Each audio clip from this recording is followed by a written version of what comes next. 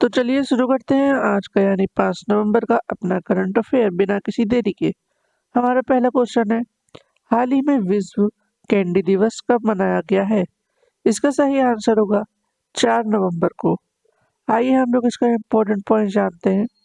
राष्ट्रीय कैंडी दिवस हर साल 4 नवंबर को मनाया जाता है, जो मिठाई प्रेमियों के लिए एक खास अवसर है। इस दिन का उद्देश्य मिठाइयों के प्रति हमारे प्रेम और बचपन की यादों को संजोना है। हमारा अगला क्वेश्चन है, हाल ही में केंद्रीय हिंदी समिति की 32वीं बैठक कहाँ हुई है? इसका सही आंसर होगा नई दिल्ली में। हमारा अगला क्वेश्चन है, हाल ही में एडीबी ने किस राज्य में बिजली वितरण बढ़ाने के लिए $241 मिलियन के वितरण को मंजूरी दी है? इसका सही आंसर होगा पश्चिम बंगाल। हमारा अगला क्वेश्चन है, हाल ही में किसे डब्ल्यूएएफ का महासचिव नियुक्त किया गया है? इसका सही आंसर होगा डॉक्टर जैकलीन डी आरोस को। हमारा अगला क्वेश्चन है, हाल ही में 55वां अंतर्राष्ट्रीय फिल्म महोत्सव IFFI 2024 20 से 28 नवंबर तक कहाँ आयोजित किया जाएगा? इसका सही आंसर होगा गोवा में। हमारा अगला क्वेश्चन है, हाल ही में भारत की जीडीपी में किस राज्य की हिस्सेदारी 15% से घटकर 13.3% रह गई है? इसका सही आंसर होगा महाराष्ट्र। हमारा अगला क्वेश्चन है, हाल ही में जारी एआई तैयारी सूचकांक 2023 में कौन शीर्ष पर रहा है? इसका सही आंसर होगा सिंगापुर। हमारा अगला क्वेश्चन है, हाल ही में डीडी न्यूज ने कब अपनी 21वीं वर्षगांठ मनाई है? इसका सही आंसर होगा 3 नवंबर को। हमारा अगला क्वेश्चन है, हाल ही में मैलूरी किस राज्य का 17वां जिला बनेगा? इसका सही आंसर होगा नागालैंड। पोचोरी नागा जनजाति की बस्ती मैलूरी नागालैंड का 70वां जिला बनेगा। हमारा अगला क्वेश्चन है, हाल ही में गणतंत्र दिवस 2025 पर किस देश के राष्ट्रपति मुख्य अतिथि होंगे? इसका सही आंसर होगा इंडोनेशिया। हमारा अगला क्वेश्चन है, हाल ही में किस राज्य के मुख्यमंत्री ने हो भाषा को संविधान की 8वीं अनुसूची में शामिल करने की मांग की है? इसका सही आंसर होगा आसाम ने। हमारा अगला क्वेश्चन है, हाल ही में भारत वियतनाम द्विपक्षीय सेना अभ्यास विनबैक्स का 5वां संस्करण कहाँ शुरू हुआ है? इसका सही आंसर होगा अंबाला में।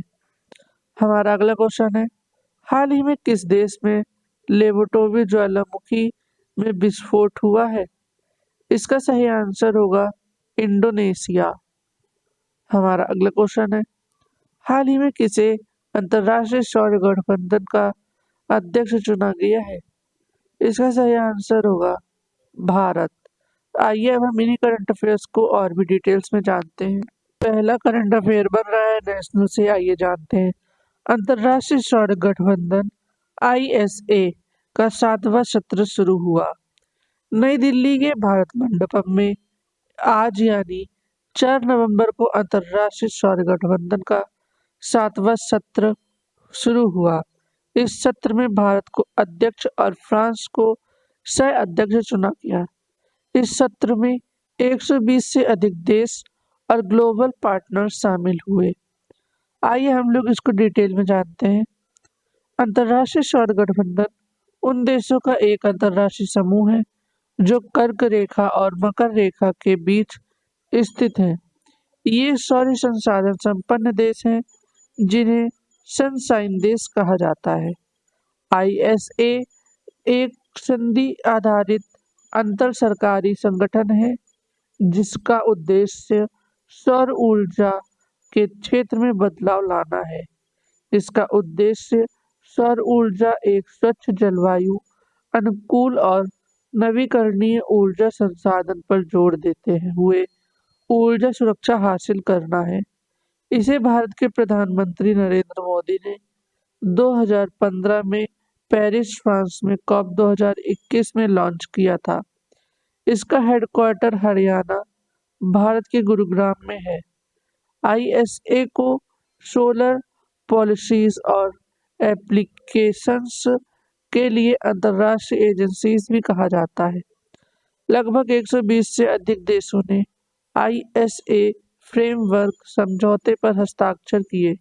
अंतर्राष्ट्रीय सौर गठबंधन का पहला सम्मेलन 2018 में पीएम नरेंद्र मोदी और फ्रांस के तत्कालीन राष्ट्रपति इमैनुअल मैक्रों के नेतृत्व में आयोजित किया गया था।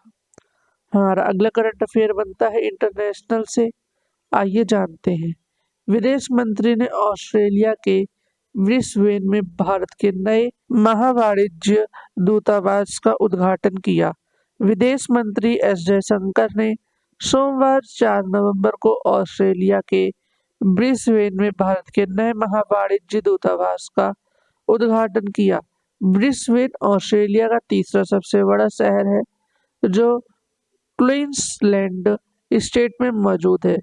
जयशंकर अपनी 2 देशों की यात्रा के पहले चरण में रविवार को 3 नवंबर ऑस्ट्रेलिया पहुंचे। आइए हम लोग इस करंट अफेयर को डिटेल में जानते हैं।